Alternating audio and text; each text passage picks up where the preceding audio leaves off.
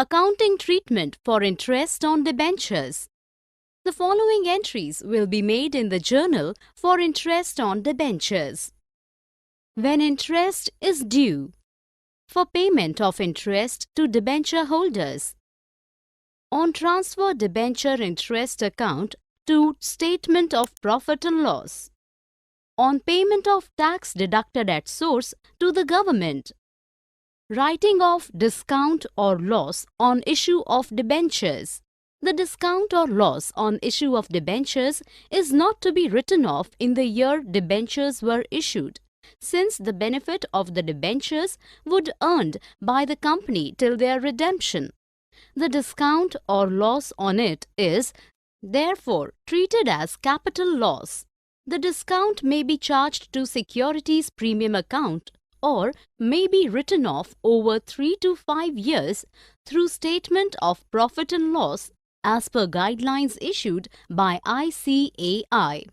In case the capital profits are not sufficient, then this amount can be written off against the revenue profits.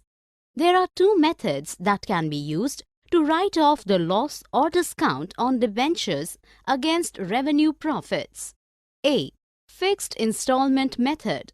In case the debentures are redeemed at the end of a specified period, the total amount of discount should be written off in equal installments of fixed amount over that period. B.